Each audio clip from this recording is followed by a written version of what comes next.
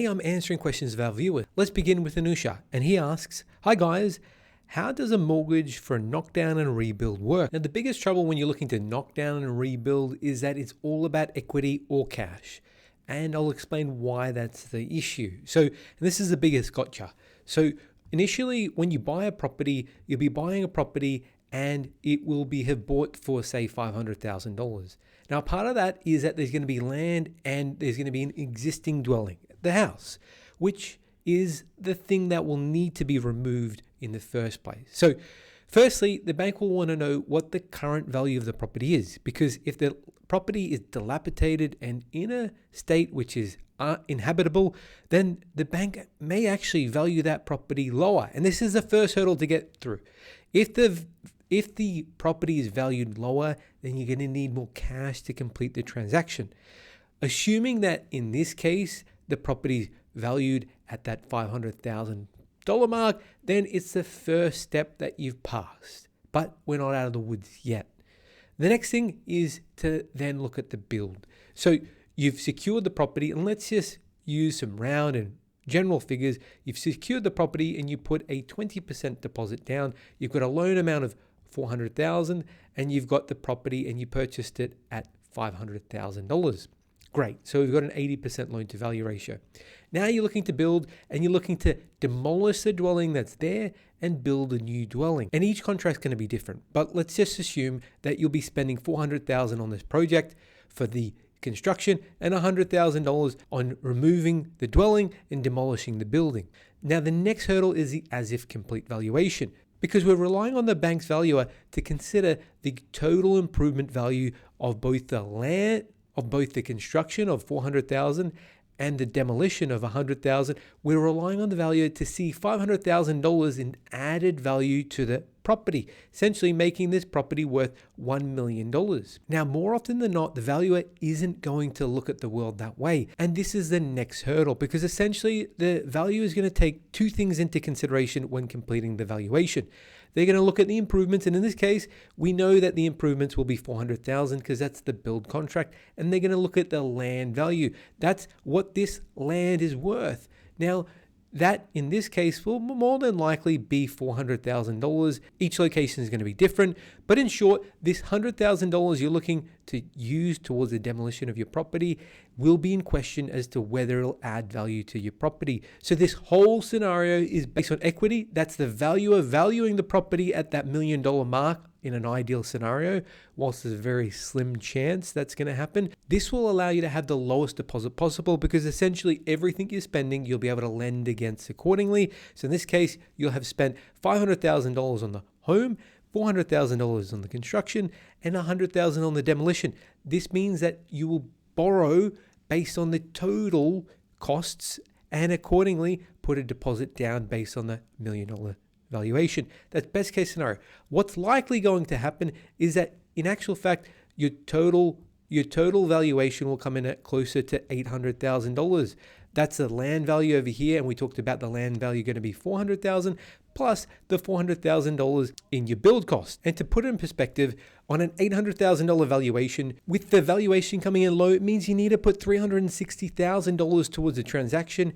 If the valuation, if all things were considered and you could borrow accordingly, it only means you need to put $200,000 into the transaction. And this is the exact gotcha moment. So if you are looking to buy a property, to demolish it and to rebuild, so the thing you want to do upfront is to make sure you complete a valuation upfront and that all your build contracts, everything you're doing has a finance clause. Because if you don't have the additional money to complete the transaction, then you want to be able to get out of that contract without any penalty. The next question comes from Gio asking, can you please do a video explaining adding a wealth package to your loan? I don't know what this is. Well, firstly, the wealth package is a package offered by the Commonwealth Bank and is eligible on certain loan products. Typically, they're standard variable or they're fixed rate products. Firstly, with your interest rates, it allows for a higher discount versus not being on the package. And secondly, it also enables you to do other things such as obtain an offset facility. Now, it does come at a cost. It does come at a $395 fee, and there are other benefits, including waiving your monthly service fees with your home loan and also waiving credit card fees on eligible credit cards. So that's a bit about the product, and whether or not the wealth package is for you is based on many different factors. Firstly, if you need an offset facility, unfortunately, their no fee products don't offer offset and only offer the redraw. So that could be the deciding factor. Secondly, if you go for a fixed rate, 9 times out of 10, depending on your loan amount, you'll find that the additional fee will be outweighed by the additional discount you receive on the fixed products. And you also have to do this on the variable. So what you want to do is you want to talk to a great mortgage broker or banker and really look at your options and make sure that paying this package fee makes sense to you and that there's not alternatives that will achieve the same result. The next question is from Susmus, and they're asking, can you talk about equity? How can you access it?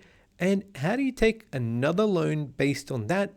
Firstly, equity isn't what you can sell your home for, and that's a common misconception. So let's say you own a home and it's worth $1 million. So in this case, we've got $1 million home and you have a home loan worth $600,000. Now, what some people will believe, what some people will think is that the equity they've got available is $400,000. That's the difference between the $1 million and the $600,000. And this is not true. The equity would only be available if you were to sell the home.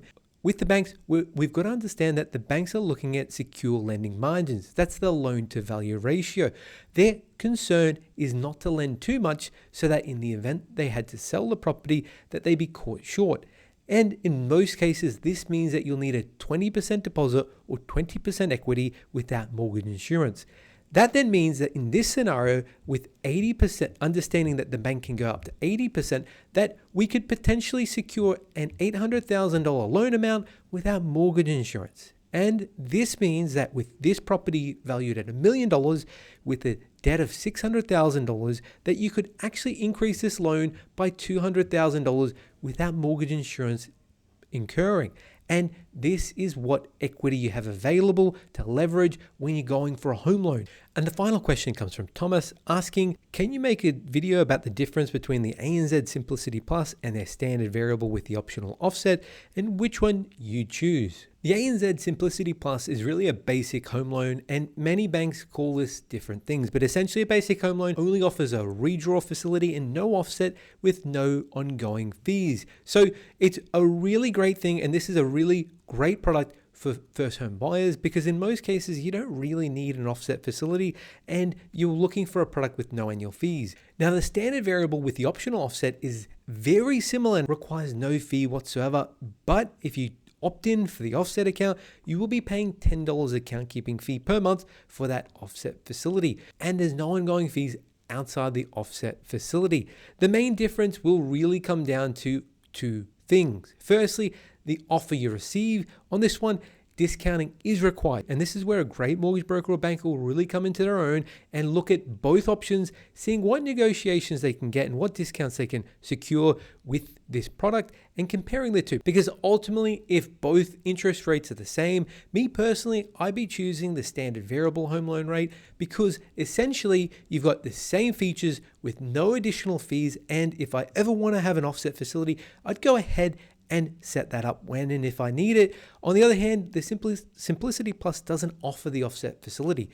But if there's a difference in interest rates and the Simplicity Plus is lower, then the one thing I'd be looking at is considering whether or not the offset is something I really need access to and whether or not redraw would suit my needs and the way I do my banking. And if that's the case, then I'd actually go for the Simplicity Plus, providing the offset wasn't a feature that I was looking for. And there you have it. Here at Hunter Galloway, we get home loans approved. So if you live in Australia and looking for a great mortgage broker, we can help.